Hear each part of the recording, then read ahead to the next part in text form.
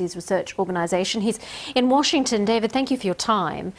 It's a very specific attack on the US State Department. What does that say about relations between the US and North Korea? Well, I think this is a normal reaction by North Korea whenever they are sanctioned, in particular human rights. The focus on human rights is really a direct threat to Kim Jong-un, to his legitimacy. And so, these are very serious sanctions because these are very serious crimes.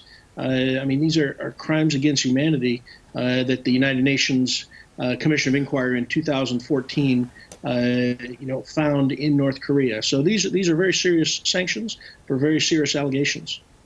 It is a reminder that North Korea still has these issues with human rights, but does it also show us that the US government is working at two very different levels here? Well, I think that Kim Jong-un has said that he now wants to shift to pursuit of economic development.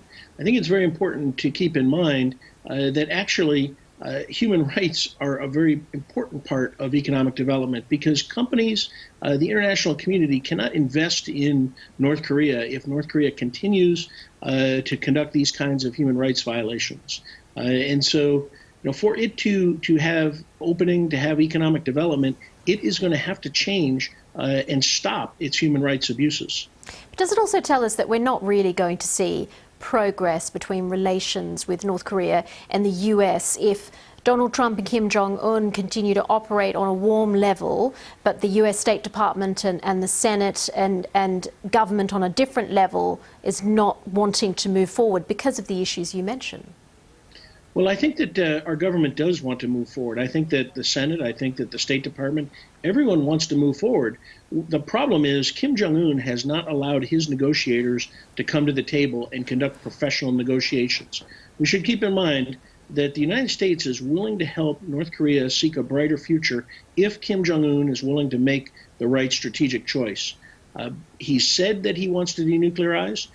But the devil is in the details, and the professional negotiators need to get down to work and develop the framework, the process, the timeline to achieve those objectives.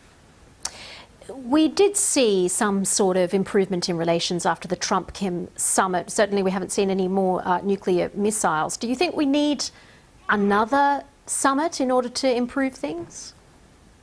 Well, I think that we're certainly seem to be on that path. We've heard from Secretary Pompeo, National Security Advisor Bolton, and the President himself, the willingness to have another summit. My hope would be that before a summit occurs, that working level talks begin and start to lay the groundwork for a final agreement. If not, then I'm hoping that President Trump will look Kim Jong-un in the eye and say, we want to give you this brighter future. You have to make the right strategic choice, but you have to negotiate. And you have to bring your professional negotiators to meet with ours to work out the details. We'll have to see if that certainly happens. David Maxwell with the Foundation for Defense of Democracy's research organisation. Thank you very much. Thank you.